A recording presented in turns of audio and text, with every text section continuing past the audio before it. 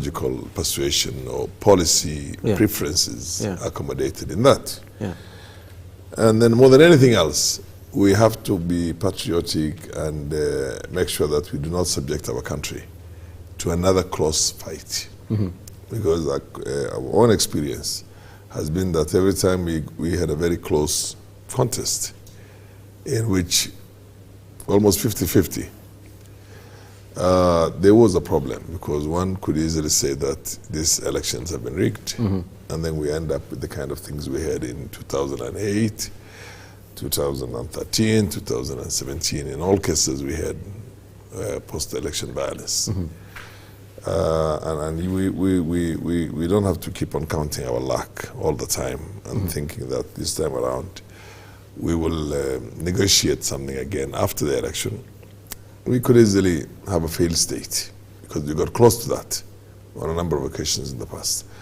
So out of pure patriotism also, and the love for our own country and for the future generations of this country, it's important for politicians, particularly seasoned politicians, all politicians like some of us, to look at where this country will be after August 9th, or 10th for that matter. And we have decided that we will put our lot with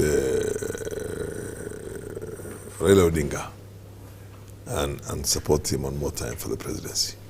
Is this very difficult for you to say, Mheshimiwa Farah?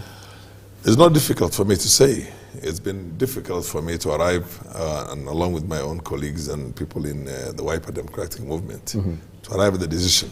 Because you realize there's been quite a bit of a love-hate relationship between us and both in our individual capacities as well as in our corporate political capacities with formations with Raila Odinga. Because if you remember very well, after the 2002 elections, in 2002 there was a Kibaki Tosha element, which was not a corporate decision. It was a decision that was reached purely by Raila Odinga alone. And the rest of us who at that time, I was in the summit that time, felt betrayed. But again, the country moved on, and I could safely say that we had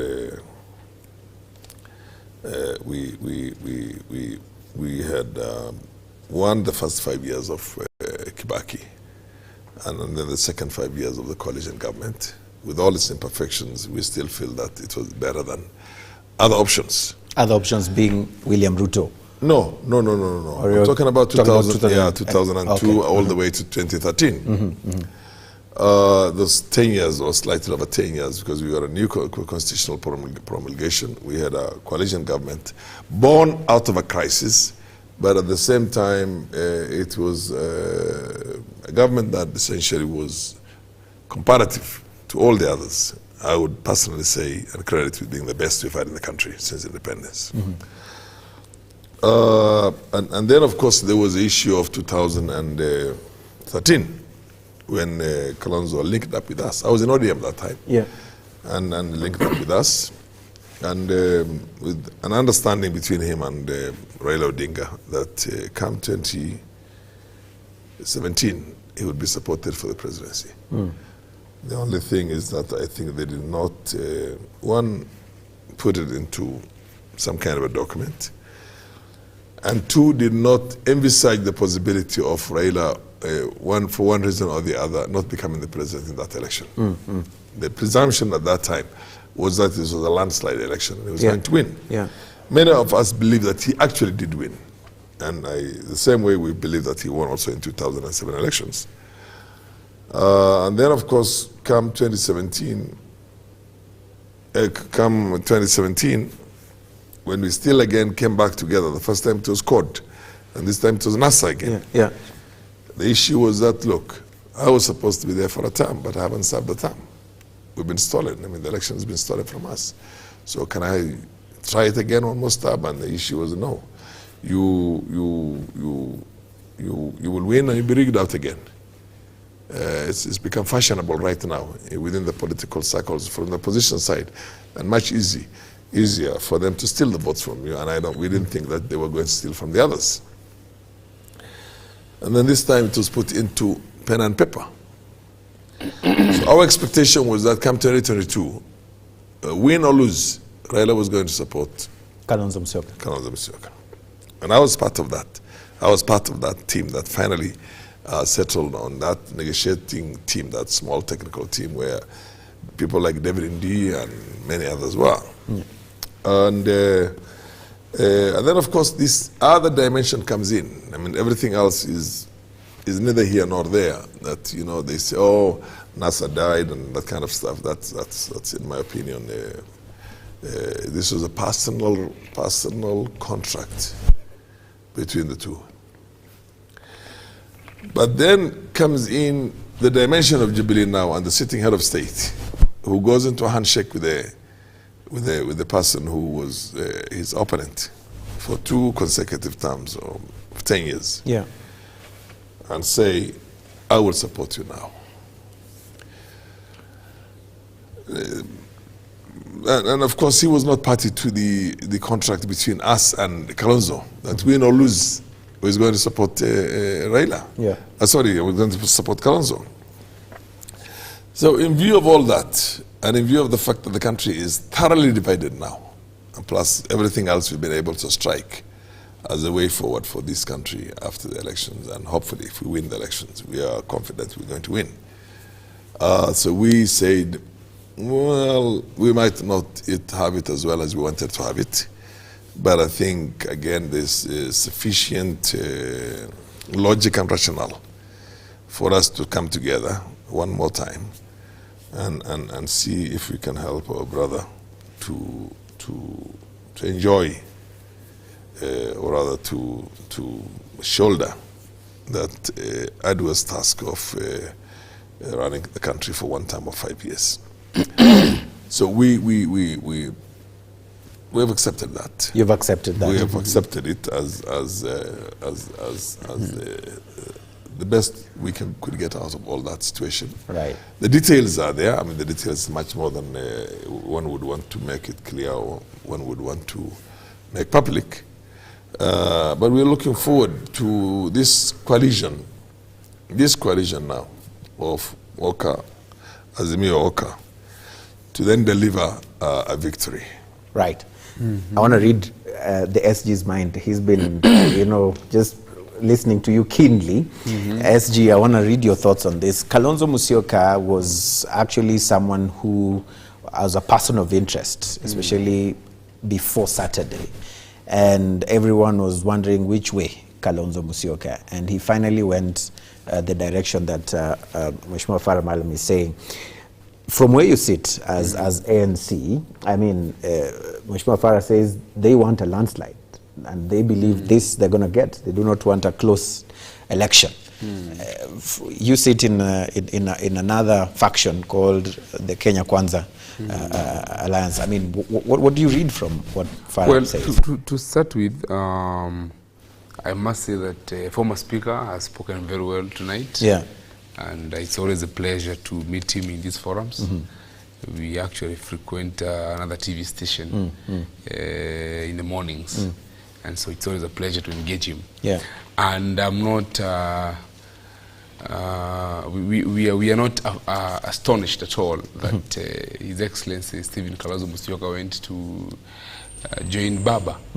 It was expected. It was not news. We knew that finally that's where he would go. As a matter of fact, one of the differing points of view in One Kenya Alliance was that one. Because during the day we would sit as Oka and we would discuss and agree on how to approach the future of this country in terms of politics. But at night, we had intelligence that our friends in Oka were hobnobbing with who is in Azimio. And that is why, Eugene, we foresaw this. We knew it was going to happen. And we decided that we didn't want to be caught up in that mess where we saw the previous day before the announcement, before Oka joining Azimio. Yeah. We saw a group of political parties, quite a good number, joining Oka, including Mother Karua's NAK Kenya, including Farmers Party by former PS Irongo Nyakera, including CCK, if I can remember well. They went and joined the Oka. Just for the Oka leadership to the following day want to transfer all that to Azimio. And that is the danger we saw, that we in ANC, we would have not been in a better position than Mother Karua, who I understand may not have been very comfortable that Oka joined Azimio. So what I'm saying is that for the longest, Faramarim, Mheshimiwa and his party leadership have even been given a political name associated with a fruit, which I don't want to mention here.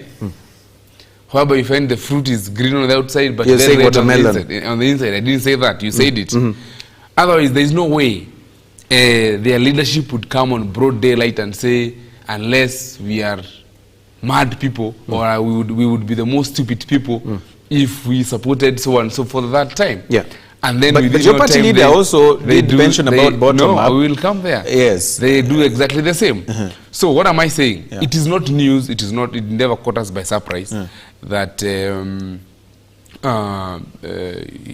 Mheshimiwa Stephen Kalonzo Musyoka would join Baba. So all these things that Mheshimiwa Faramarim is saying here of nationalism, love for the country, a good future for our children, I would say it's just good speech for the camera. Otherwise, he knows that that is where they wanted even to drag some of us. But because we want to move with the vibration of the people, we want to listen to the vibration of the people, we foresaw this, and that is why we had to go and join UDA and Ford Kenya under Kenya Kwanza. And under Kenya Kwanza, we are saying it is not just a meeting of people coming together to want to share positions. No, it is a convergence of ideas. It's a convergence of philosophy, the Uchumi Bora philosophy, whereby UDA was talking about bottom-up, kazi ni kazi. And we are talking about Uchumi Bora, pesa mfukoni. So we are saying the same thing, but in different languages. And we realized that we had more reason to come together than to differ. We came together under Kenya Kwanza. We have a very clear economic agenda for this country. And I can assure you, Eugene, come August this year, ours will be round 1 with over 60%. And look at what happened yesterday in Kiambu. Just a day after this more or less forced marriage. Because I'm even told some of these principals cannot even see eye to eye. And we even saw today that some principals who were there on Sunday are complaining, including, I think, Mariam's party leader. People in President Uhuru's backyard, prominent politicians, former governors, sitting governor, not sitting governor, but sitting speaker of the county assembly, Mheshimiwa Moses Kuria, Mheshimiwa Kabogo, former governor, current senator who is also actually the whip for Jubilee. They joined they joined Kenya Kwanza. Because I think the die is cast. The Kenyan voter can no longer withstand the kind of pain and suffering that has been instilled on them by the Jubilee government. Which Jubilee government now wants to extend its mandate through the back door using Azimio. So it's very clear. Mwananchi ameamua. And there's no going back about it. There's no going back about it. So when I hear my big brother here talking about I hear a bright future for the people, unity, nationalism. You say that's a flowery speech. For me, I see a very serious political speech. I mean, we were together in One Kenya Alliance with Mudavadi's ANC and of course with Angula's Ford Kenya and others, you know, Kanu and others. And you know, there's one thing in the political culture in this country. And that one thing in the political culture in this country is to castigate the decision of others to freely associate. and you can walk back and forth into any coalition that you want, basically, Yeah. based on whatever considerations that you've had. But then the moment you see a similar trait with others, then you shout very loud. We initially, as One Kenya Alliance had said, we were going to field our own presidential candidate and our own deputy. And trust me, we're going to do that. You're going to do that? We were going to do that. You were going to do that? Yes, until ANC and Ford Kenya. But Musalia says hiyo ilikuwa kichinjio, holding ground to deliver them to Raila Odinga. Until both of them bolted out. And if you see, including when we sat down, we were hosted by the Mount Kenya Foundation in Safari Park Hotel. Look at the speech of Mudavadi, a very good old friend of mine. I have a lot of respect for him. In which was extolling on the people of the mountain region that don't fear to vote and don't vote out of fear. Yeah. Essentially telling them how bad it was to be straitjacketed into Ruto's hustler, whatever, nation, Narrative. or to Raila Odinga's, and finding a lot of faults with both. But along the way, I don't want myself to criticize their decision. So politics is where you decide and you counter-decide and you change your mind as often as it happens. And this happens always. I mean, in politics, that happens a lot. Nothing is static in politics. Everything is very dynamic. Yeah, but then point. When they go on their own, yes, and this did the unimaginable that time, yeah, which was to link up with William Ruto. I didn't castigate it myself. I said that is their free choice. I mean, we have the right of association, the right for any political entity to determine its own future, to move back and forth the way they want, is enshrined in our own constitution. So I'm not going to begin finding faults with that. I can discuss the areas that they feel they were going to converge on, because he's talking right now about the hustler nation and the bottom up and the rest of it. Let's debate that. And let's debate also the alternative we have on the other side. Correct. And let's debate the national issues and what position each what do you call groupings have on that. Yeah. But I will find it myself, frankly, very dishonest, and to either berate or to either their own decision to move into one alliance or one coalition or the other. And we've done also. We're not part of their negotiations. They have a right to negotiate with whoever they want. Yes. They have a right to have their ideas accommodated in that. Yeah. We equally have that, and many other people who have moved back and forth from central Kenya and everywhere have that. Yeah. So it's the nature of politics. That's why we have a multi-party politics in the country. Correct. And I want us to move the conversation forward. He says 60% and above. That is how they're going to beat you and your coalition. They usually say saa mbili asubuhi this thing will be done. You say you're seeing the Azimio Oka union sweeping this with a landslide, and that's what your agenda is, so that the margin of victory is way big to be able to be disputed. I mean, how do you explain your victory trajectory versus what the SG says 60%? Look, let me tell you one thing. I have my own imaginations on some of these things. Yeah. I have, based on the history of this country and essentially where I feel we will be able to build upon our own pockets of support. They also have theirs. Yes.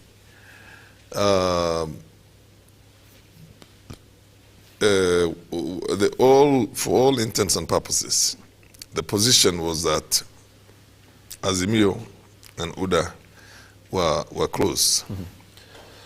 and not so close, actually, as a matter of fact, without the Oka coming into it, UDA had a margin of Azimio, nationally. Very solid, credible scientific surveys that were done. But in every case, it did indicate that if Oka joins with, if we join with UDA, landslide. We have Raila Odinga hands down. Hands down, and Ruto will be the president. If we join with the other side, with a small variation, we're still going to win. Still indicated that with Kalonzo as the presidential candidate, we were going to win with a much bigger margin than that. Like if you went Oka alone? Oka, no. If Azimio supported Oka, if Azimio, if Raila were to come and say, Kalonzo Tosha, yes, that we would defeat Ruto with a much bigger margin than with Raila being Raila Tosha. But even then, even with Raila again, it did indicate that although the margin was not as powerful and as big as the other one, that was going to be the winning formation. So I don't for once underestimate the possibility and the potential of these people pulling something very fast on us. You see what I mean? Yes. So when we take this decision, we take this decision with the intention to work day and night and create massive, what do you call, political cells and infrastructures in which we will then feel that the margin is going to be good enough for anybody to say I've been rigged out. Right. And so we feel that we're going to defeat my friend, his formation, with a very sound, appreciable margin. Right. I'm not going to give you percentages. You see what I mean? But they seem so confident. He says 60. Well, it's the nature of politics. It's the nature of politics. So, we you know, let me tell you one thing. You have to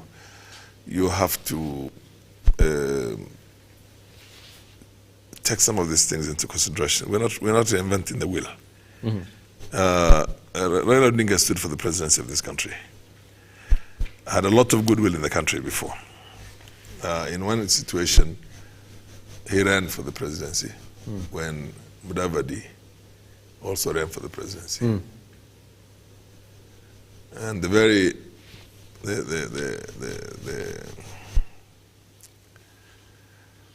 majority of the members of parliament and the majority of the votes went to Raila instead of going to Mudavadi.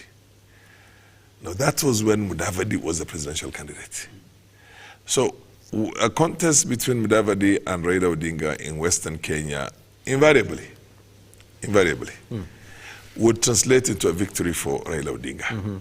But to what extent that victory can be part of a wider victory depends on, again, what we do in Ukambani, we do in Coast Province, we do in Central Province, we do in Nairobi area, we do in Northeastern Province. You understand my point? I do understand. I mean, this is not a walk in the park for anybody. And it's going to be a close call. My young son here, when he very simplistically says, we're going to get 60%. That's not how politics works, young man. You know what I mean? SG, where are you getting this 60%? How? Can I just explain? Yes. That's not how politics works. You really have to. I do understand right now. There is a serious do or die battle, what you call a battle royale, in Central Province, in the mountain region. The majority of all the people that you knew, people with names, have moved on to UDA.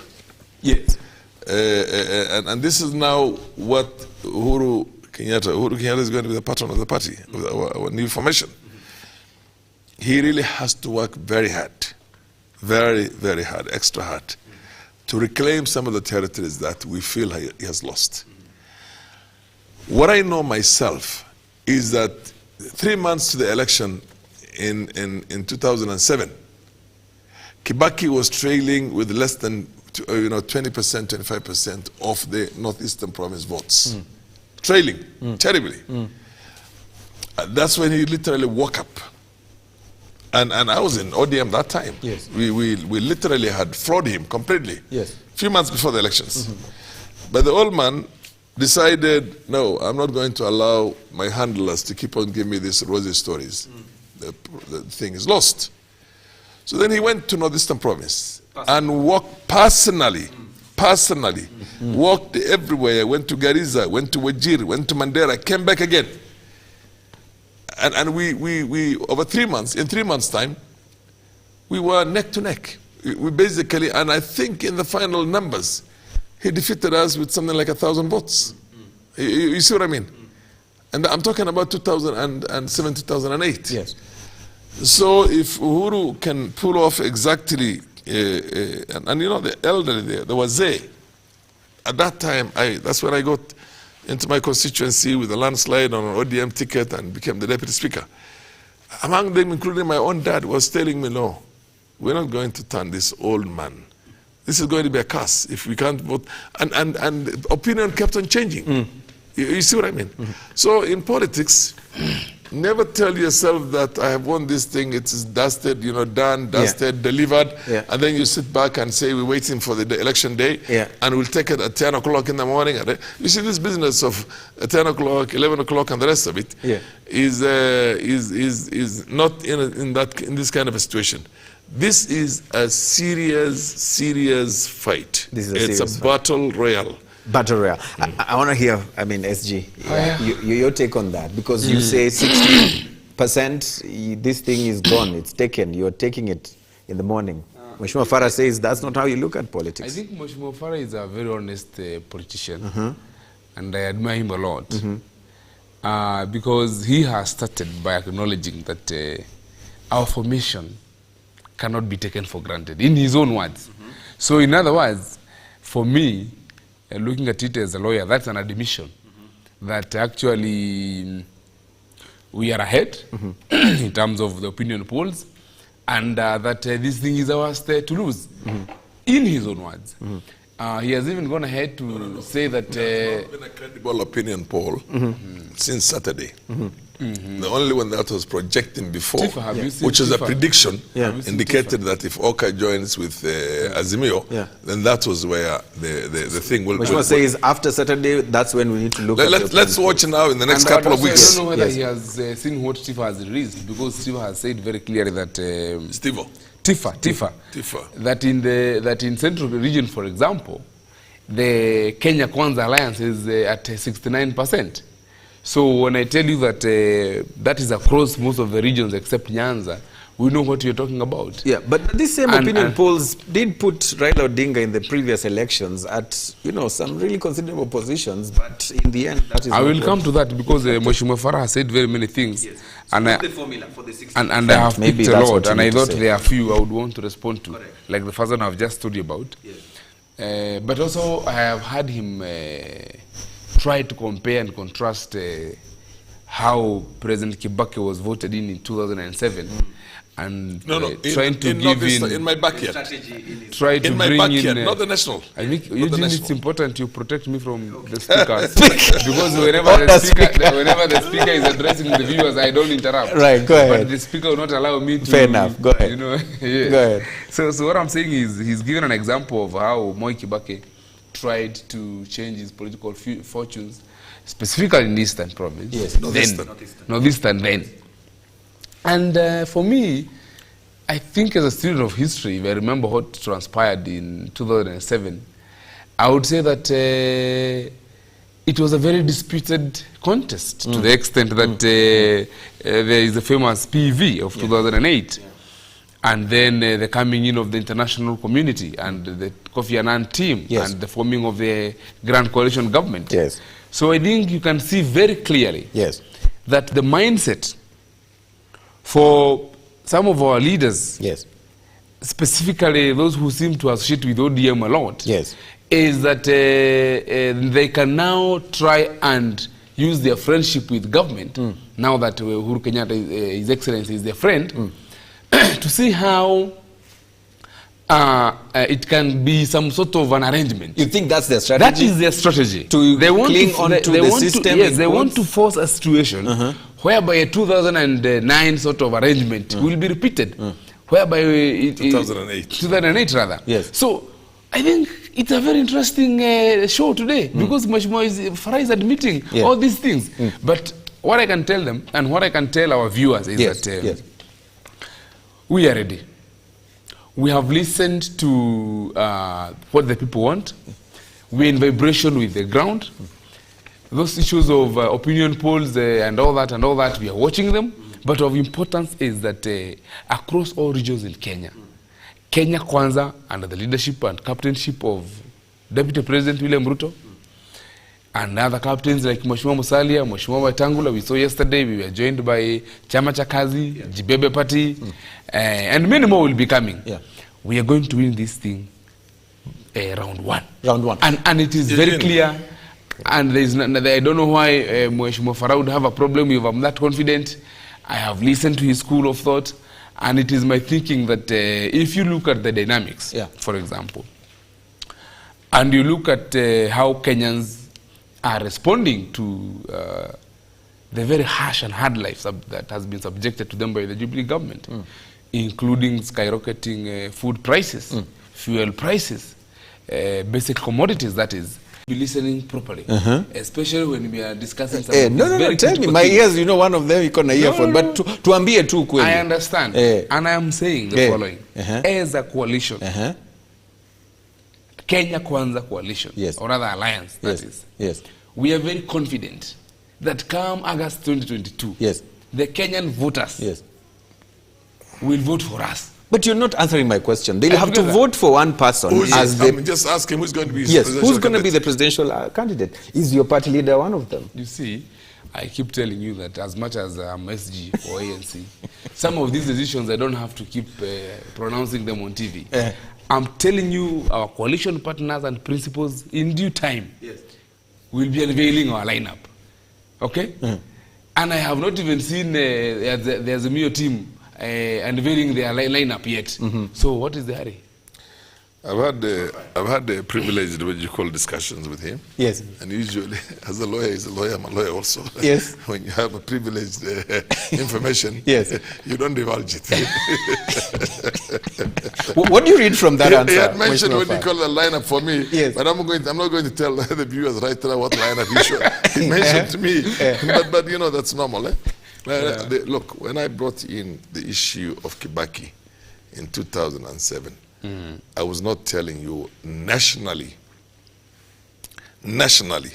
how Kibaki performed very well. I was just telling you my own region. My own region. Which on a regional basis had the least votes. You know what I mean? I mean, when you say the 7 or 8 provinces of those days, Northeastern Province still has the least votes. And he performed very well, way above our own expectations because of the efforts he put in the last 3 months.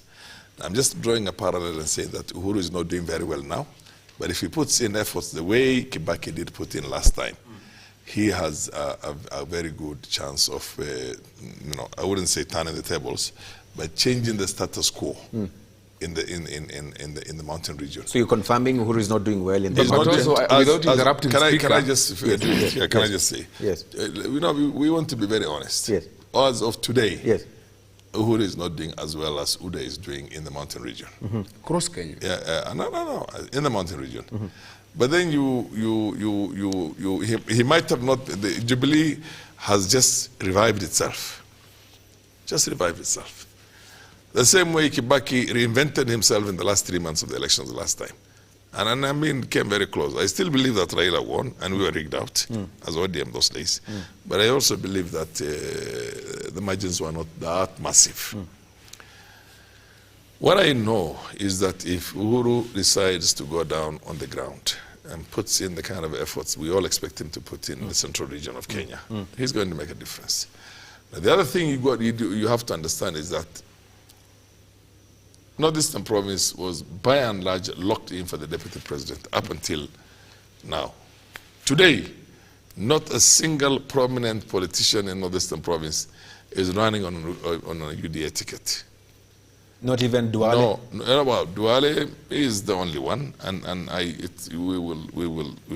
time will tell, because I believe that Duale was rigged in last time, and even the time before, in both cases, and I don't think it's basically, I don't want to talk about my cousin now, but I'm looking at that broadly. But you look at everybody who is a member of parliament right now, and tell me one member of parliament from the, or senator or governor from those sides who is now running on UDA. There's nobody. You see what I mean? But that is neither here nor there, in the sense that invariably, or about 80%, 75% of the current sitting leaders in parliament and in Senate and the rest of them are not going to come back. Are not going to come back. You see what I mean? So the fact that a number of big names from the mountain region are now with UDA and not with Jubilee, in my opinion, is not a fait accompli. You get my point? Yeah. It's not a determined, decided, dusted situation.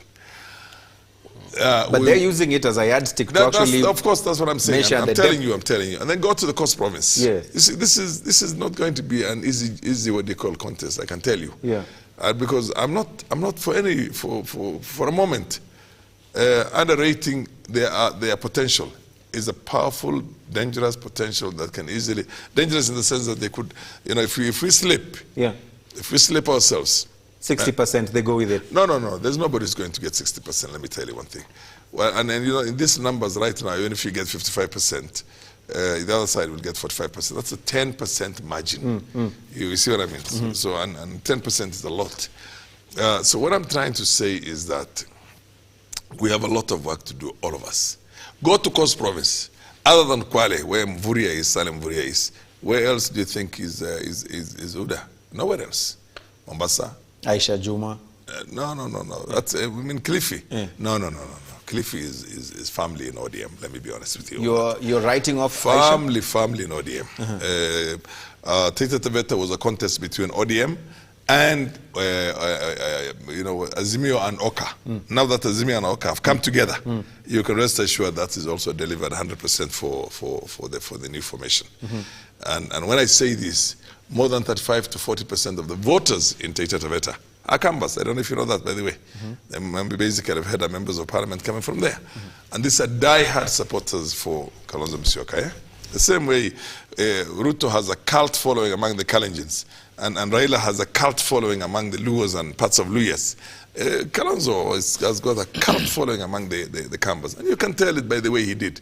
He went alone in 2007 and got all the Kamba votes in that direction. He came with Raila in 2013, delivered more percentage than Raila could deliver in Luo Nyanza. And then 2017, the same thing also. So whatever you want to say, you can call him watermelon, you can call him anything, just because he's not a warlord. He's not a warlord preaching fire. He's not a corrupt person, you know what I mean? With a lot of money that was acquired in shady manners, Kenyans would like to call him, that's the same thing they said about Kibaki when he was there initially. He's a peaceful man. He's a man for everybody. He's a very sober person in that sense. But then the point I'm trying to tell you is that there is serious work cut for both coalitions. Serious work cut for both coalitions. For Kenya Kwanza, as well as Azimio Oka. But I am confident myself, because we hit the ground running from Saturday. I'm very confident that we will be able to clinch this victory now. He is confident that they're going to clinch. Let's wait and see. Let's wait and see. Yeah. There's a contest of the number 2 position that could actually start scuttling things. And I want to hear from USG. You are from ANC party, which already we have seen what Senator Malala is saying. And I would like you to clarify on this, and probably don't hold brief for him. But already there are signals of some, jostling for that position. What is the ANC true position on this number 2 position under the Kenya Kwanza Alliance? Well, our position is as clear as that our party leadership, the constituent parties within Kenya Kwanza, did not come together to simply share positions of power and political positions. Someone would say that is what you just told Farah Maalim, that that's a rosy pitch for TV. No. Just tell us the truth. We came together because we felt that united, we can form a government that can resolve the economic situation in Kenya today. And to that end, Eugene, I can tell you that we are not so much focused or interested on who becomes who. No, no, no, no.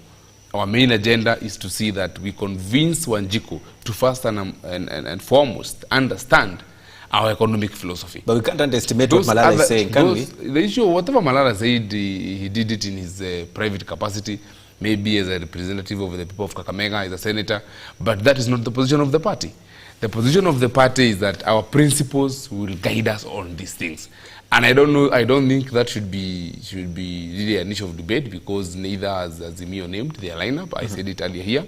Again, we are within the IBC and ORPP timelines. Yes. So, I mean, surely let us focus more on what are we going to be doing for our people. Yeah. The debate that I can see my big brother here trying to bring in out very clearly. I think we focus on that more. And just to respond a little bit on some of the issues he has touched on, I think it is out there now very clear that our coalition is way stronger and way ready to form government. And listening to our big brother here, you can see that he has repeatedly admitted that that they will lose this election. And I think he keeps on saying that there is a lot of work to be done on their part. And I want to confirm that indeed there is a lot of work to be done on their part. And the sad part is that these good people here, these good Kenyans, are relying on their friendship with His Excellency Uhuru Kenyatta, hoping that he can do some magic for them. And I think Farah Malim was there when Daniel Toroitich arap Moi, former president, tried to bring in Uhuru Kenyatta then, and people used to call him a project. And Kenyans have proved over time that they have their own mindset, and they are not people to be squeezed. They are saying pangwingwi. That is exactly what Uhuru Kenyatta and Baba are trying to do. Yeah. They're trying to tell us where to cast our vote. And I think it's very sad that His Excellency the President has now lowered the status, the prestige of the office of the presidency. And he has declared that he is going to be the campaign manager for former Prime Minister. Had he done this for William Ruto, the deputy president, would you be saying the same thing? And let me tell you, he should now be ready. Because he has said he's going to be a campaign manager. And you know, on our end, we have very many campaign managers. And we are telling the president that now he should be ready to be responded to by fellow campaign managers. And I would want Mheshimiwa Farah Malim here to tell us that whether it is not illegal for a sitting head of state who is on taxpayers' sustenance, openly coming and saying, I'll be supporting so and so. As a person, yes, but under the Kenyan Constitution, in particular Article 136, whereby he is a unifying, if you look at the role of a president, Article 131 of the Constitution and Article 132, he is a unifying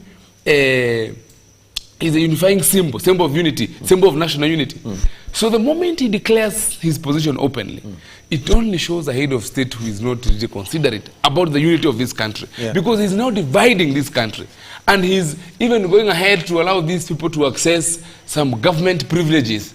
So this is very interesting, because we are seeing a situation whereby Jubilee wants to extend its instilling suffering and pain on Kenyans, as I said earlier, through the back door using Azimio. And that is why the Kenyans have rejected this mchezo. This is a serious game, and Kenyans cannot accept this kind of nonsense. Right. Mheshimiwa Farah, you sat in this studio a while back when we had our very first show right here. And there's a statement you made and said, this is probably far much the worst government we have ever seen in Kenyan history. Yeah. I still all that. The president who actually oversees this government that you actually said or described in that manner is now the patron of... So that he can sanitize, so that Baba can be used to sanitize them. Okay, Mheshimiwa, I need protection from you. I want us yeah, but I want us how do you live with that today? No. Let me tell you, we're not right now in a platform in which we are campaigning. Yes. We are addressing the TV. Right. Young people there who are looking for role models. And they want to see a certain civility, polished, I don't know whether Just Speaker is hold up, suggesting hold that up. I'm Just not hold civil. No, hold up. Let me listen to we But the Speaker should also not speak as if I'm not civil. I'm very civil. It's only that it's my nature of speaking. It's okay. Yes. Let's listen to speak. And I'm saying that Kenyans will not agree to this kind of kupangwa. Okay. Kwa sababu tunapangwa. Fine. Yes. Mheshimiwa Farah, I mean, is President Uhuru Kenyatta a baggage to the Azimio Oka coalition, as he states? Look, I want to be given a moment to be able to respond to that. Yes. The president is Kenyan, and he comes from a political persuasion. Whatever the political persuasion is, Yes. nobody can take away his right to endorse somebody.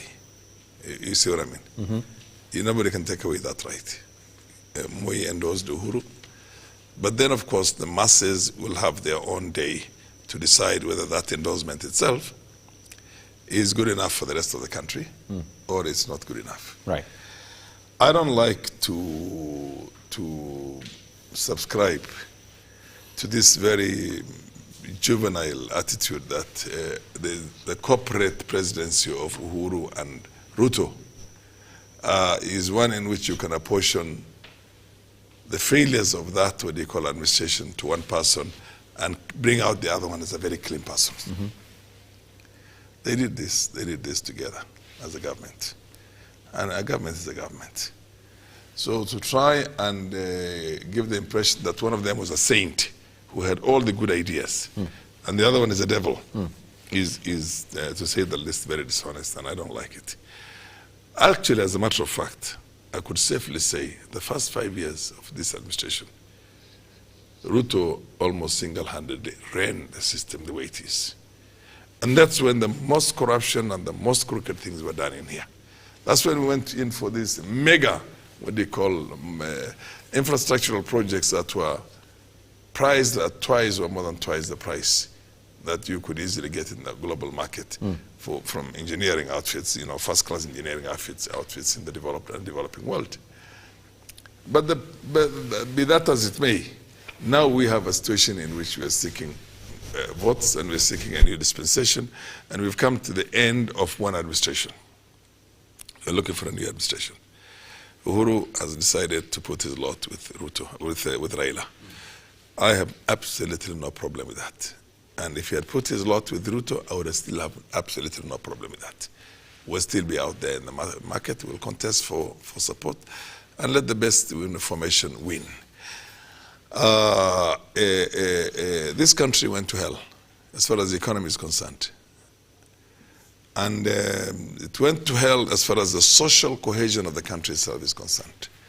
I'm not going to pick out individual statements and individual conducts of either Ruto or Uhuru to tell you where the blame lies. But Kenyans know everything that happened.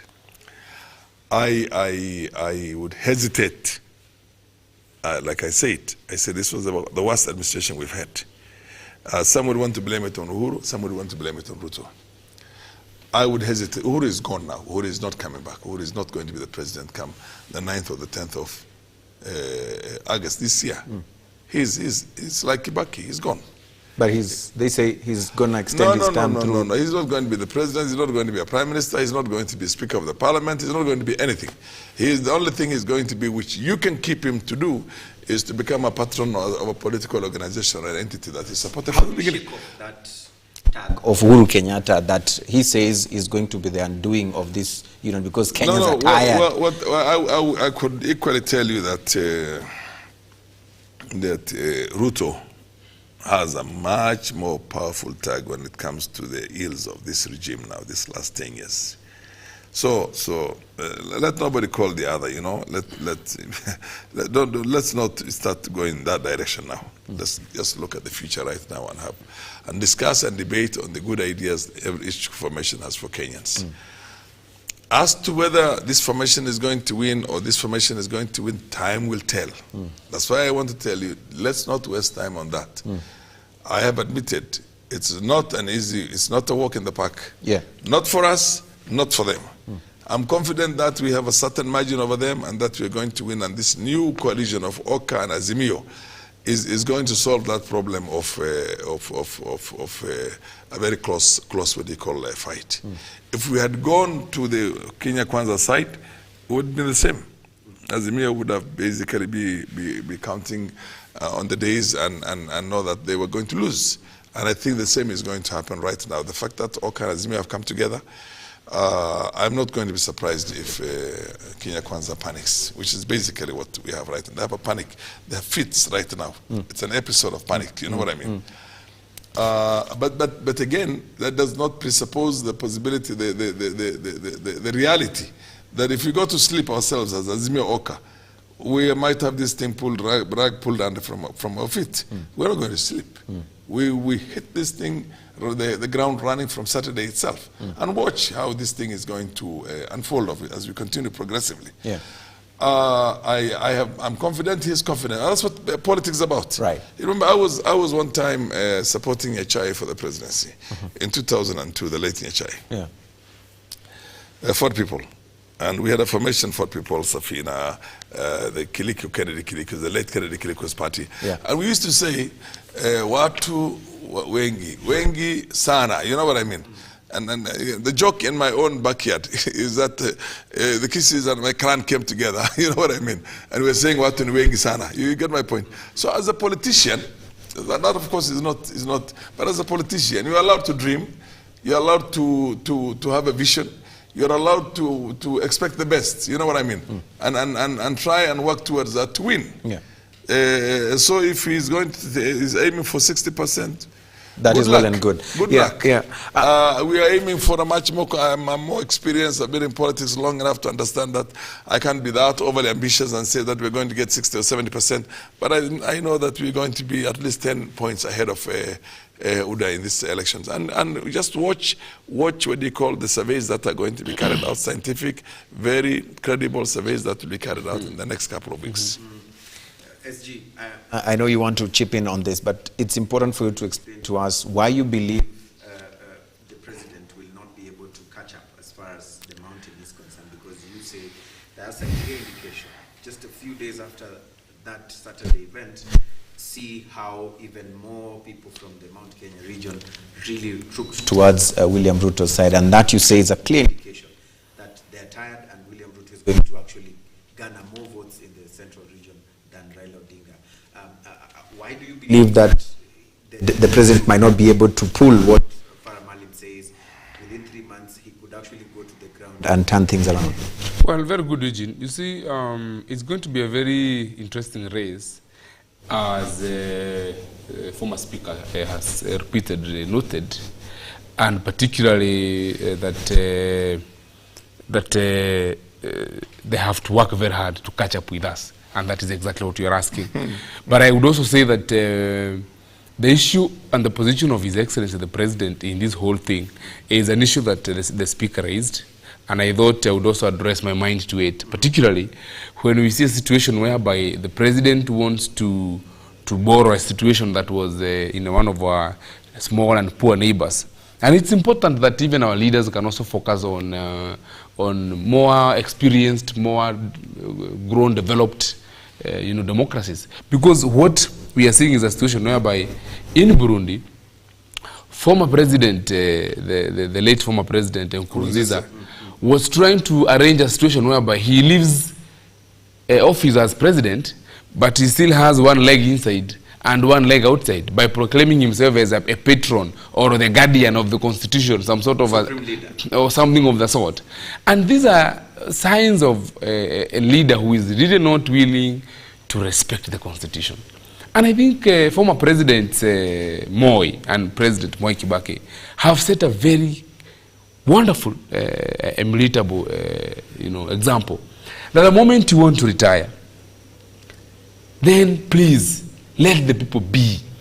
What is it that these people think the president would do that he could not accomplish in 10 years when he was head of state, Eugene? Are you getting me?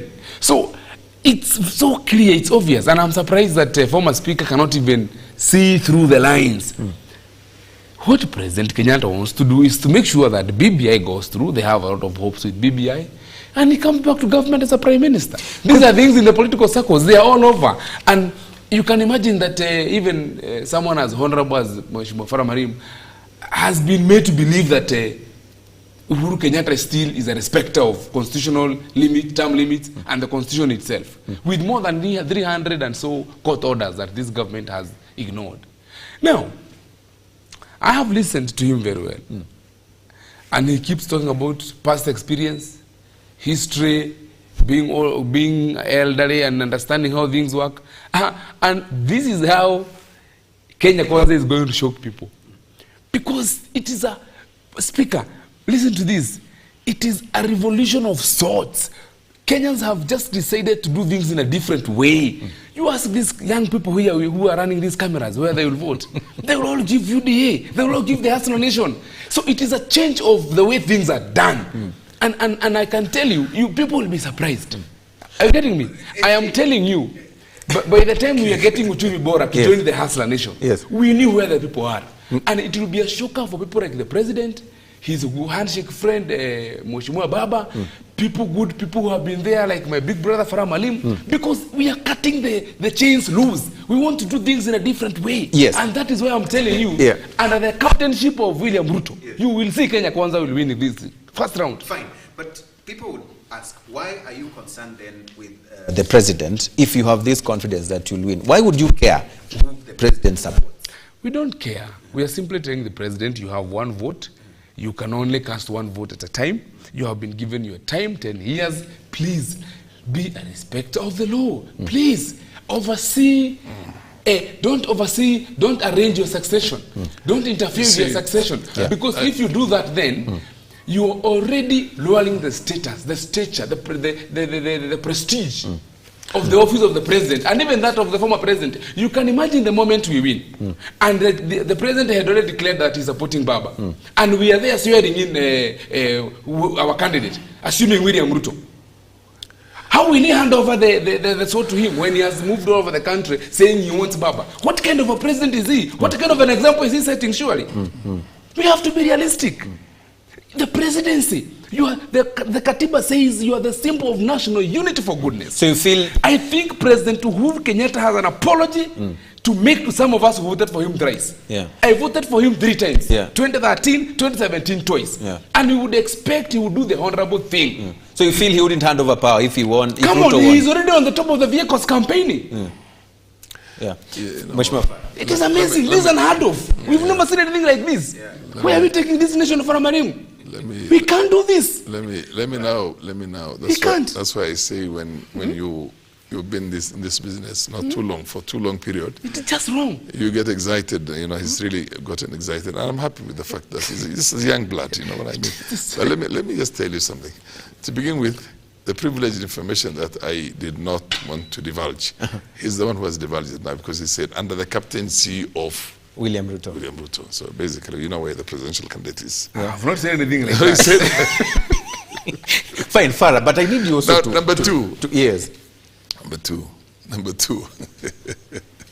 Number two. We are not reinventing the wheel. That's where we are going wrong. Just a second. We're not reinventing the wheel.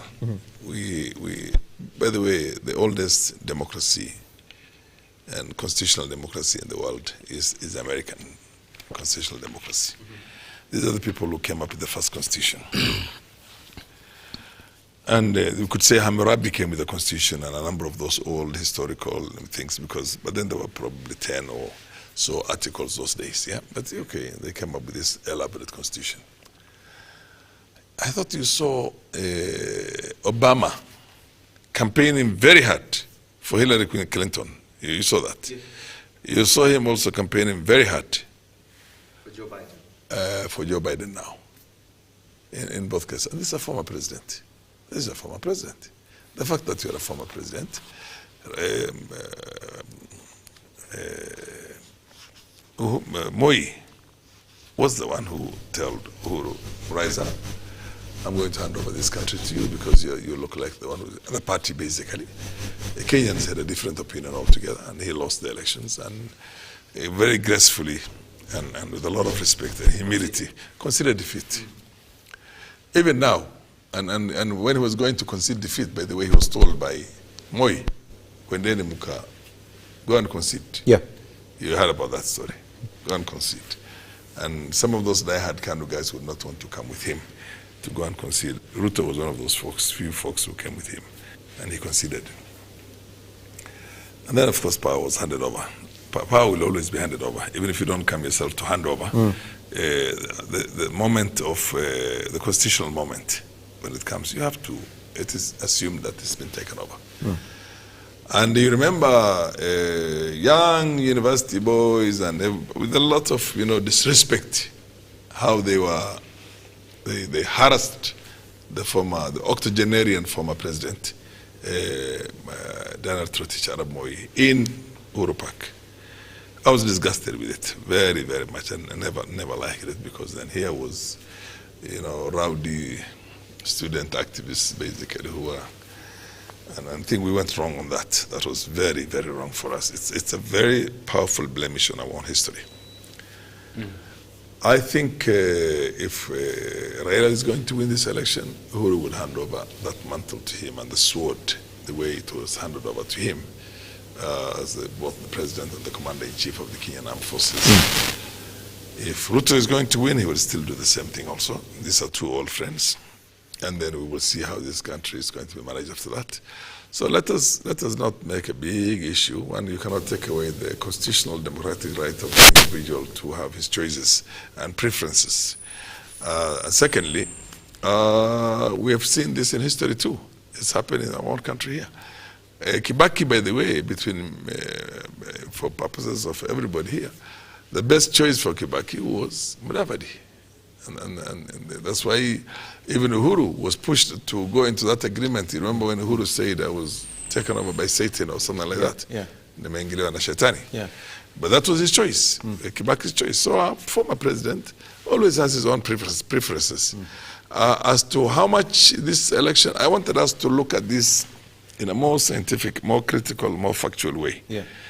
Today as we stand, the bulk of Western Kenya are with Raila. No, true. Hang on a minute, just a minute. Today as we stand. What are you basing on? It's good to bring the basis. By the way, he has been there. He has been there, and I don't know if you saw the rallies that he attended in Western Kenya. And then the ones in Busia, the ones in Kakamega, the ones in everywhere. It was literally, beehive. It was, you would think that the whole country has gone there. And by the way, I've been in politics long enough. I joined politics around the time he was born, I'm sure. I don't know how many years he is. But factors have changed. Hang on a minute. Let me tell you one thing. Let me tell you one thing. On the popular votes, he has always had his way. He always won Western Kenya. Fine. Can I finish? Yes. Can I finish on that? He always won Western Kenya. And there are certain issues. The people in Nyanza and the people in the West who are closer, the same way the Gema is a closer, constituency. The Gikuyu and Mbumeru are closer to one another than the rest of the country. The same way also the Western, the Luya, Luo, Kisii, on and off, are also closer together. And the Raila has always commanded a powerful advantage in that place over any other contestant. In all the times when the elections were there, including when a Western boy was the candidate. Mudavadi was a candidate. He could only garner 400-something thousand votes. But then, and they say that he's actually, by origin, genealogically, I mean, wherever, it's a fact. People say that. Yeah. That he's an assimilated Luo, but originally from that side. And the grandfather was with the Mumia, Wanga of Mumia. You go to the coast. The coast has also had this very powerful forum. We're still going to get that forum. Mombasa County, Lamu County, Kilifi County, Tana River County have gone in that direction. And I have a strong feeling that they will go in that direction too. Northeastern Province, we will have to do some serious work right now. They were in his what do you call, in Uda's docket. Right now, every leader from that region is running away from Uda. So the reality is that it's going to be gone, and by and large it will be there. Upper Eastern, the same thing also. Upper Eastern, Uda will not do that well.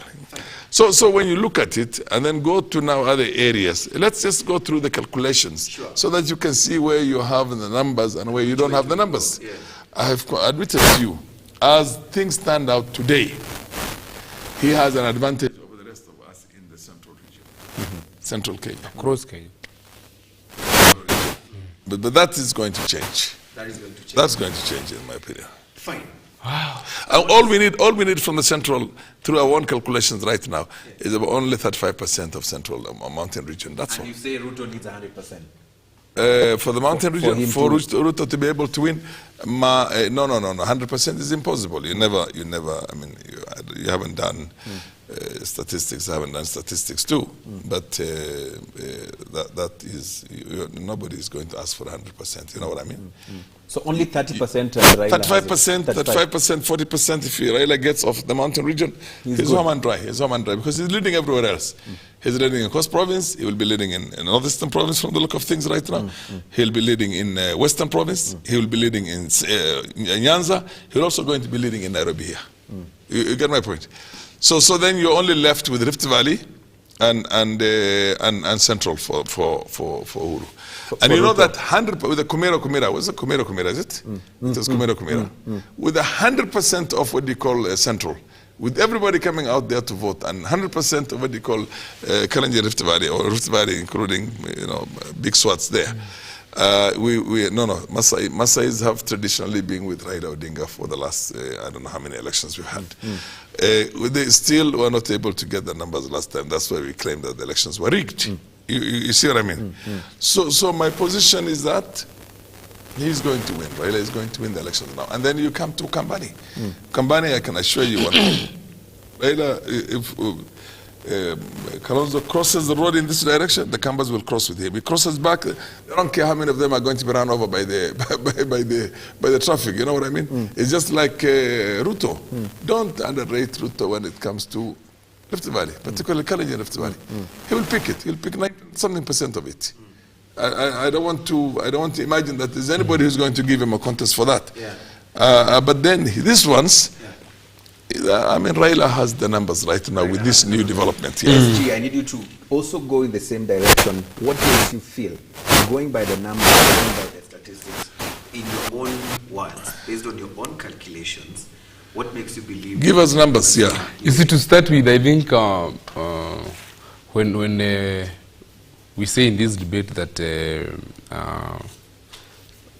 His Excellency William Ruto is very popular in Kalenjin region, I would want to actually confirm it is true that our principles are very popular, and not only in Kalenjin and Rift Valley region. No, our principles are popular across. Not principles. Across this nation. So don't want to just mislead the viewers that, for example, Deputy President is only popular in. No, he's very popular across all the regions, and that's a fact. And again, if you look at the demographics, you realize that close to 60% or so of the voters are young people. And these are the people that are the solid base of the economic liberation, the second liberation. And that is where we are all converging. Whereby we are saying we don't just want a few people at the top of the economic pyramid and everybody else down here is working for them. And that is why we are saying bottom up. Because the trickle down has failed. The government has a lot of resources. And the moment resources are distributed from up, we've not seen evidence for the last 60 years since independence that those resources have been to equitably and fairly reach the ground. That's why we are saying we want government to change the tactic. And we bring the resources to the bottom, to the people, investing in micro and small businesses and medium businesses. I am coming there, so that it can be bottom up, and then you can have money in your pocket. And that's pesa mfukoni. So the point here is very clear. If you look at Central Region, for example, these are voters that are heartbroken These are voters that have been betrayed by a government that they voted for 3 times. And that explains the rebellion, the eagerness to embrace another leader. Another thing is that His Excellency William Ruto and His Excellency Musalia Mudavadi, together with Wetangula, have managed to capture the imagination and hopes of Kenyans beyond tribal affiliations and regionalism.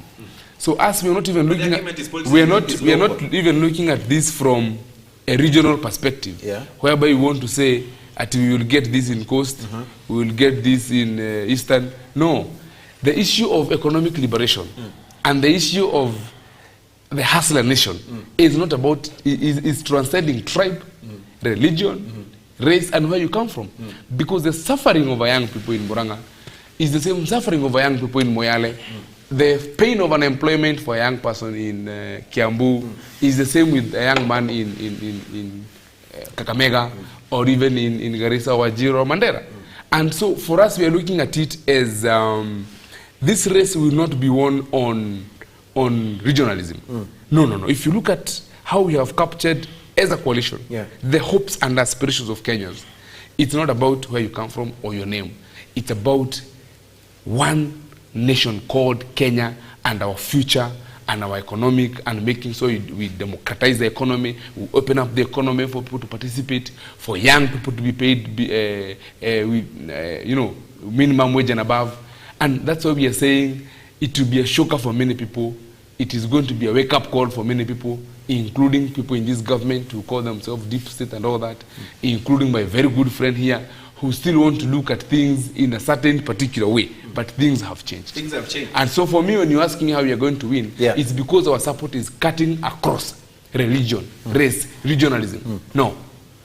And that's why you see, for example, a deputy president is not a Kikuyu, but is most popular in Kikuyu land. Why do you think so? Because he can capture people's imaginations and their hope. And people believe that in this leadership under Kenya Kwanza, we'll have a fairer government, a more responsive government, a more caring government. Not a government that does not give a damn about its people.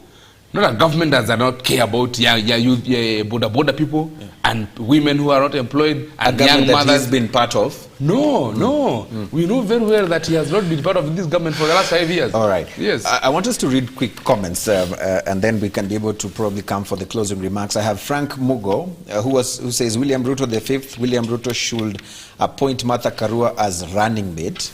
Watching at Kakuma Ward, Turkana West. Thank you so much. Farah Malim, you're a senior politician in this country. Stop being a political sycophant. Tell Kenyans the truth.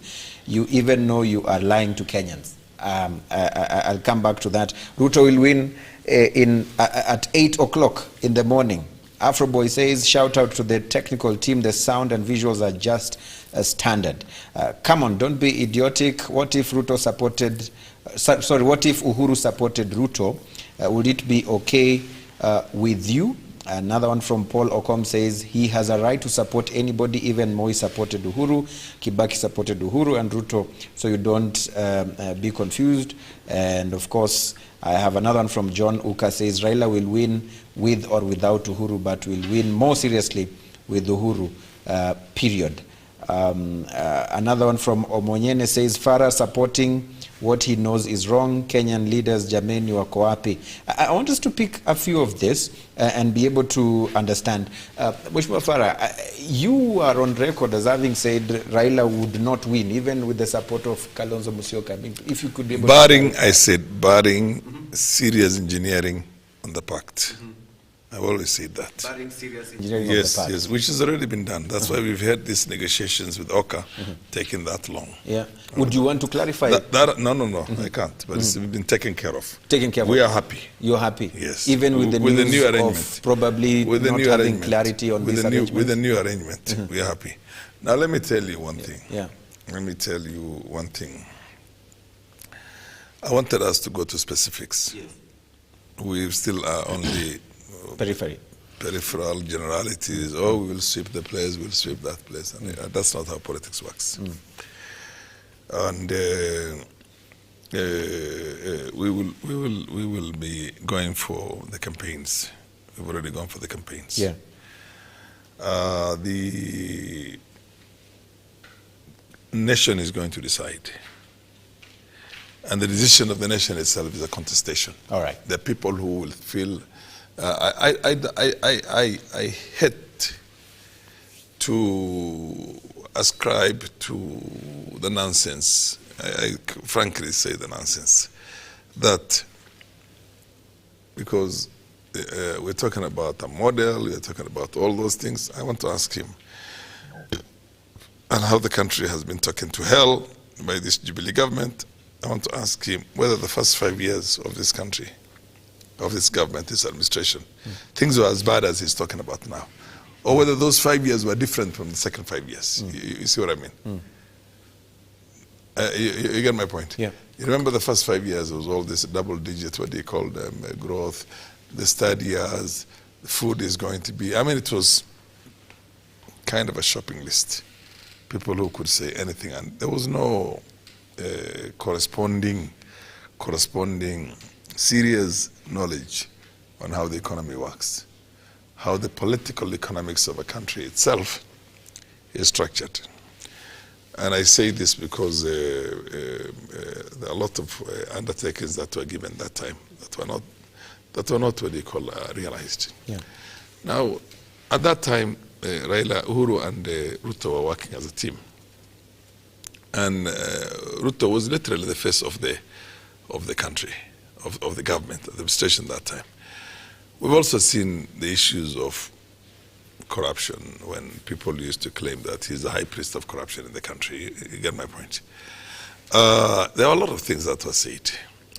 I want us to discuss some of these things in serious depths, very, very serious depths, so that we can then touch where the problem in the country is, instead of generalizing. Instead of one time you're painting somebody as dark, and then you go into a collision together again, you paint him as white. And that's exactly what was happening. When we were in Oka together with my son here, and we were there with Mudavadi and Wetangula and the rest, we never had any good adjectives for Ruto. You know what I mean? We had absolutely, it's like, no, that will never happen. And we're telling the mountain region, come and help us to get rid of this guy. Otherwise, you can't do it on your own. You see what I mean? And suddenly today now it is,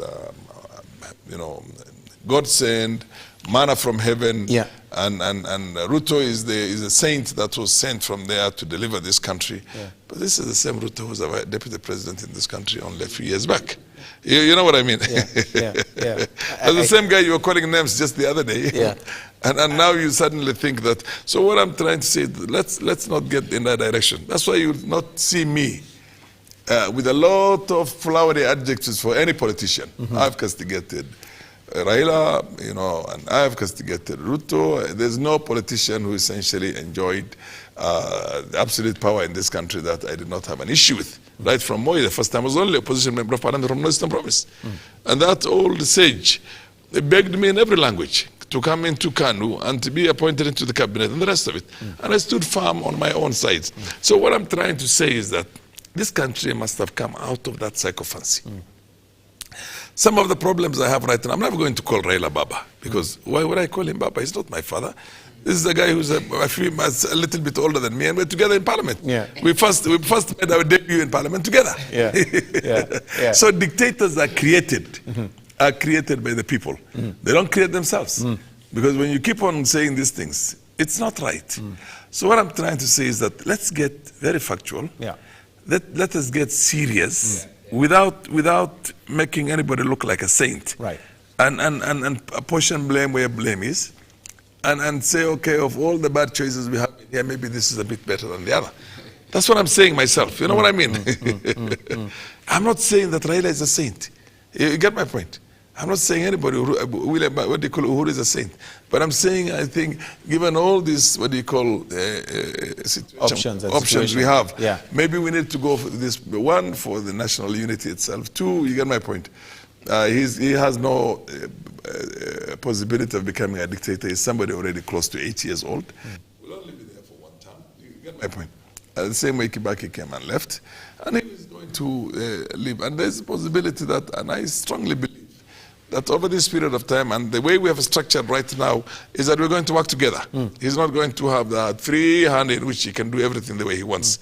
And in any case, he's very highly seasoned, you know. So we're looking at this thing in that holistic totality and the rest of it, and we're saying where is the best way we can chaperone this country to transit from this, because this is a transition period. Yeah. This is the most dangerous period. When Moi was living in 2002, was the most, what do you call, critical. Kibaki was living in 2013, critical. Uhuru is living right now in 2022, extremely critical. Whoever is going to live again 2032, if we're still around, those are the kind of things you look at. Fair enough. I want to take that as your closing remarks, because I'm being told we are running out of time. SG, I want to read your your final thoughts on this. Which way is this thing going, especially with what Farah Maalim says? Let us be specific. Let us have specifics in this particular situation. Well, I think the truth is that I'm also learning a lot. Yeah. I'm picking words of wisdom from the former Deputy Speaker, particularly when he says that we need to make sure that we observe decency in debate, particularly not taking very hard positions, and also making sure that this country will remain even after August 9 this year. So let people campaign peacefully. That would be my call to Kenyans and our supporters. Let us also try and make sure that we do our arguments objectively, knowing that this country must be sustained by ourselves, for ourselves and for the future generations. So I think it's important that we handle this with a lot of focus in terms of making sure that we choose the right leaders for ourselves, because as he has said, it is a regime coming to an end. So we'll be voting in another regime. And I can tell our viewers that in Kenya Kwanza, we are the real deal. We have leadership that believes that this country, beautiful country of Kenya, belongs to all of us, the 45 or so million of us. And we all can have equal chances, equal opportunities, grow our enterprises, live, coexist peacefully. And so that is also what we stand for as Kenya Kwanza. All right. Thank you very much. As we leave, I mean, the people who have been asking this question, and you refuse to even say it, SG. Maybe you'll say it in another forum, but it would be nice for me to ask it.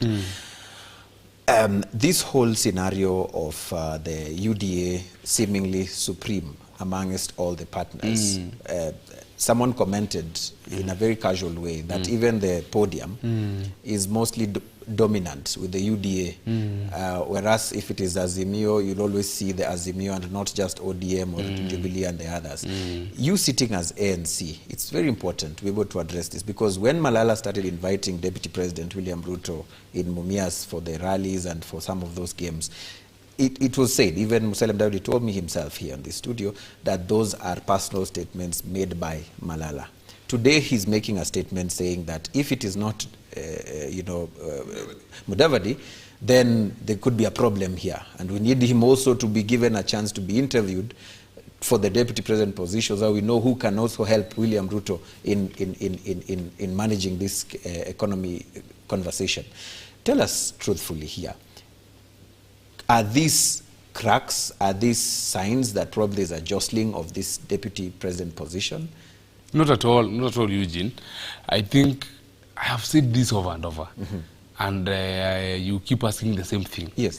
So I think whatever you're trying, you have failed terribly. You will not get what you want. I'm saying we are there as equal partners. Issues of who will become what will be discussed in future. And even His Excellency Musalia Mudavadi has put it very clear. If there is anybody who has shown nationalism, patriotism, and being a statesman to the core, it is His Excellency Musalia Mudavadi. Okay. He has supported Raila, I don't know, thrice. He has supported Uhuru Sijui how many times. He never puts his interests ahead of national interest.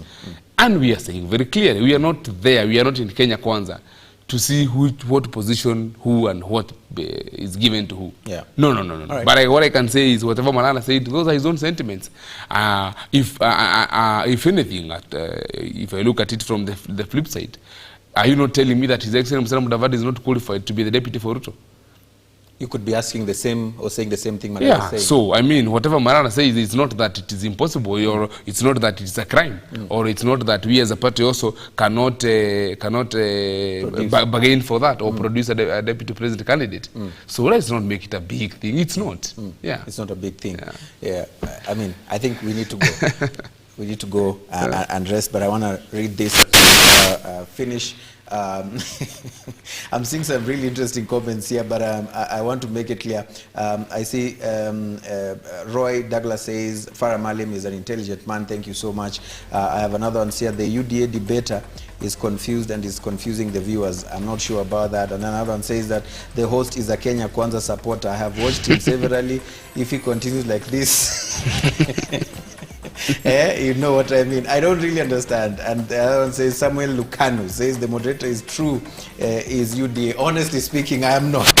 How can I fail miserably in a question that I've asked? The SG himself tells me that I've actually failed miserably in actually getting what I want to hear. How then can I be part and parcel of that? I just want to be clear on that. But I want to say thank you so much to all the viewers who've been watching us, and of course to the two gentlemen. Thank you so much for making time.